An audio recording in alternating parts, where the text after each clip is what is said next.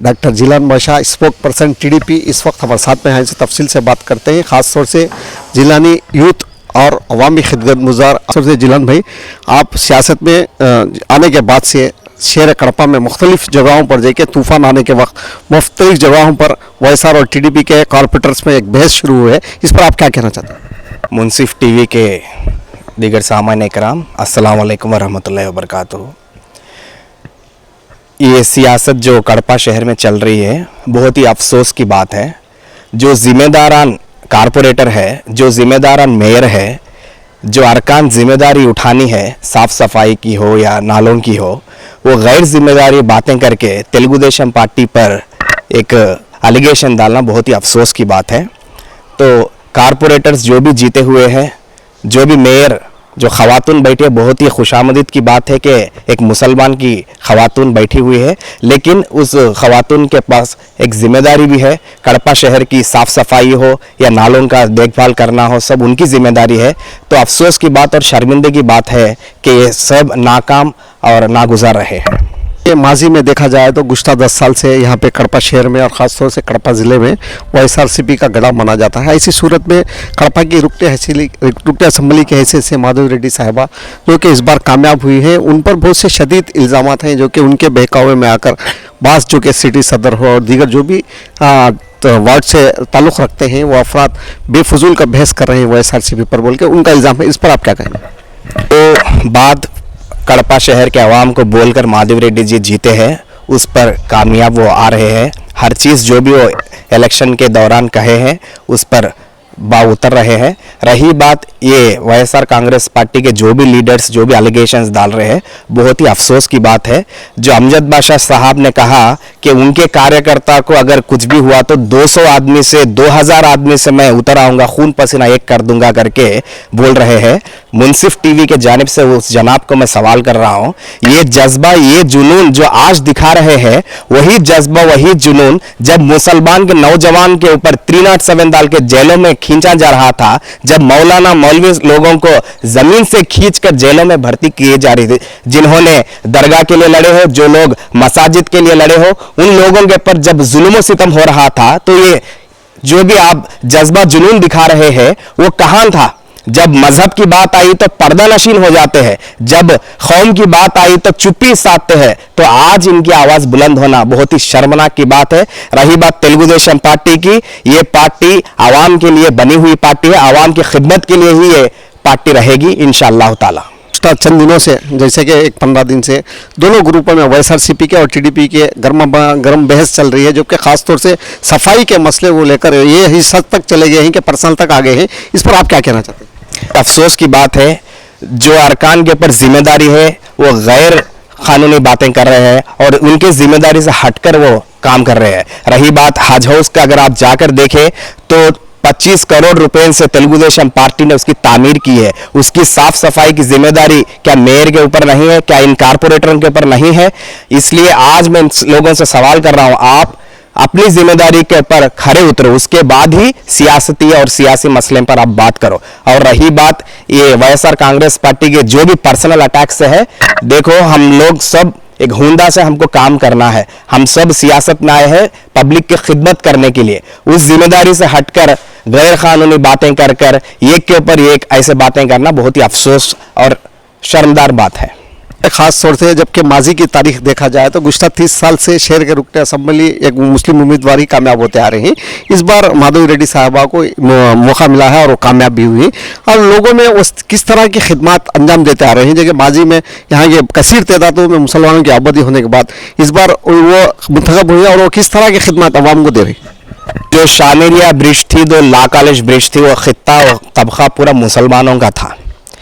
तो हमारे जनाब अमजद बादशाह साहब डिप्टी चीफ मिनिस्टर का होदा उनको पाया गया, किसको दिखा के माइनॉरिटी आवाम के नाम पर उनको उतना बड़ा ओहदा मिला है। तो उन्होंने क्या किया है?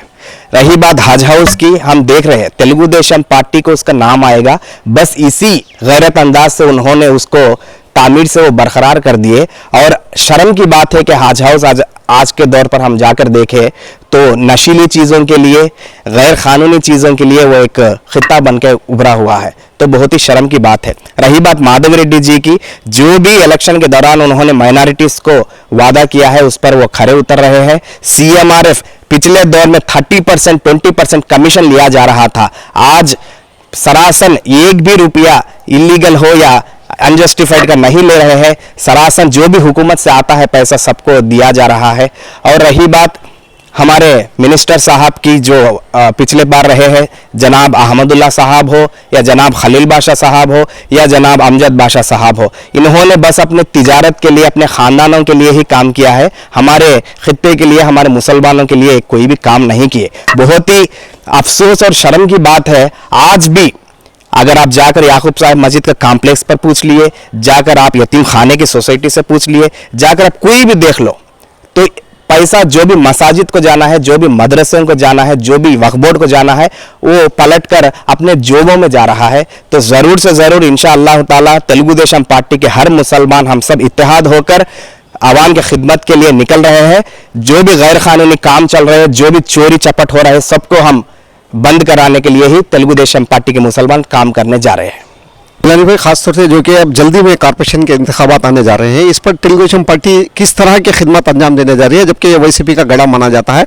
आप किस तरह के उम्मीदवार को मैदान में लाना चाहते हैं और किस तरह से अवाम मुस्लिम उम्मीदवारों को किस तरह से आप खासतौर से मेयर आप ही जीतने के दावे अब से ही शुरू कर दे हैं, इस पर आप क्या कहें?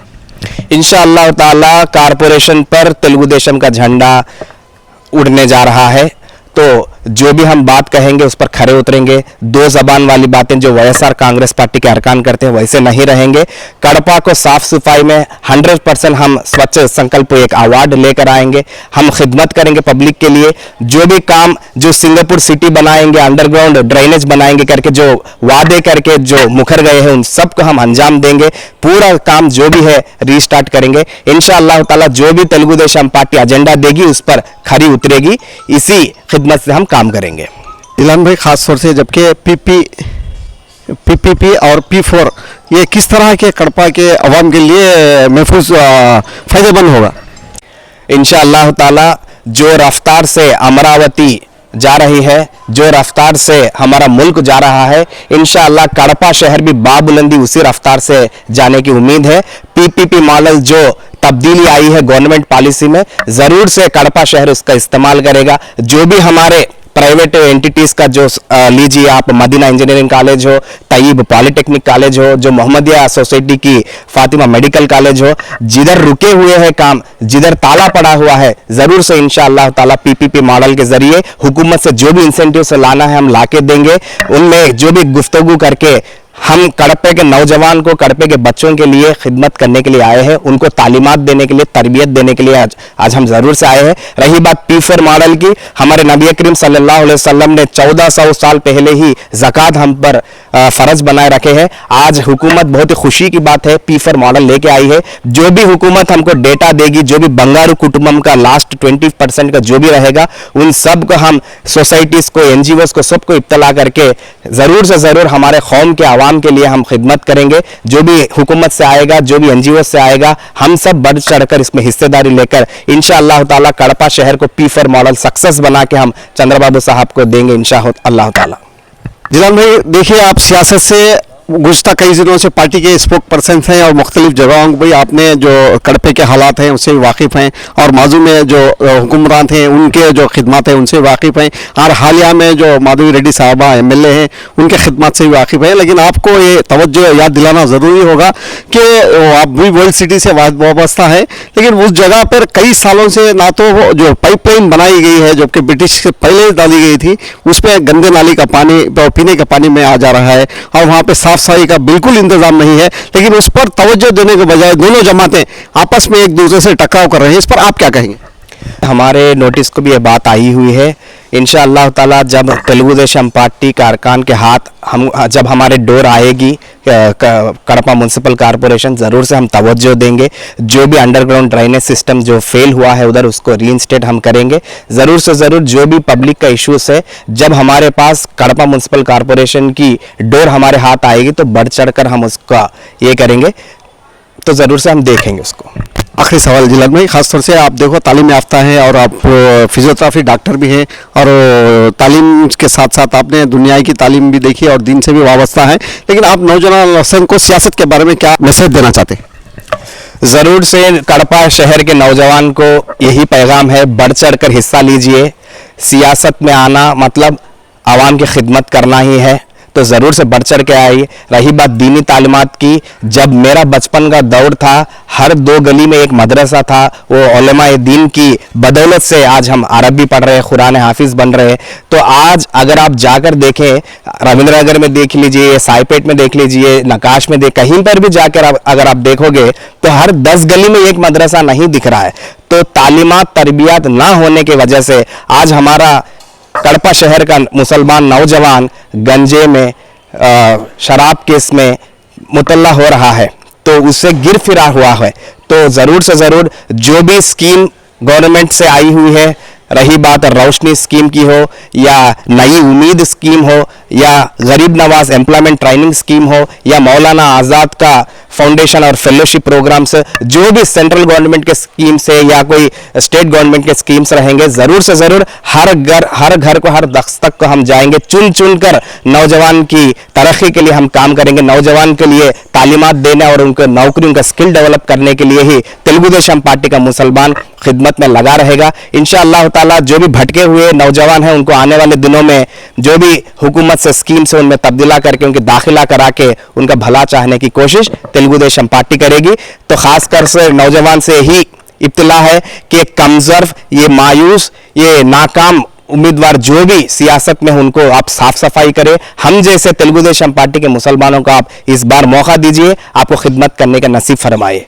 शुक्रिया जिलान भाई। ये थे डॉक्टर जिलान शेख जो कि हमें तफसील से बात की, मुख्तलिफ जो कि हमने सवालात किए इन पर जवाब दिया। खासतौर से शहर कड़पा में कुछ कई दिनों से एक छोटे से मसले को लेकर दोनों पार्टियों की जानिब में एक बहुत बहस और तकरार शुरू हो गई है, जबकि दोनों जमातों को चाहिए था कि दोनों भी अवाम की खिदमत करें। इस पर उन्होंने साफ जाहिर कर दिया जो माजी के हालात जो बिगड़े हैं, जो भी अपने मफाद के लिए जो भी हालात बिगाड़ रहे, उस पर काबू किया जाएगा। और ख़ासतौर से MLA साहबा की जेर निगरानी में आने वाले 2026 के म्युनिसिपल कॉर्पोरेशन इलेक्शन में TDP यहाँ पे अपना मजबूत खिला बनाएगी और यहाँ पे वोट बैंक कायम करते हुए कॉर्पोरेशन पर झंडा लहराएगी। उसके साथ ही शहर में जो भी मसाइल हैं, साफ सफाई का मसला हो, जो कि वर्ल्ड सिटी में पानी का मसला हो, उस पर खास तवज्जो दी जाएगी। और ख़ासतौर से हमें MLA साहबा की जेर निगरानी में मुख्तलिफ जगहों पर मुसलमानों को तरक्की की राह में आगे लाने की मुकम्मल कोशिश की जा रही है। जहाँ तक हो सके पार्टी के, जो कि तेलुगु देशम पार्टी के माजी के जो स्कीमात हैं, जैसे रोशनी, स्किल डेवलपमेंट्स और तरह तरह के स्कीम है, उनसे भरपूर फ़ायदा उठाने के लिए नौजवानों को मशवरा दिया। और साथ ही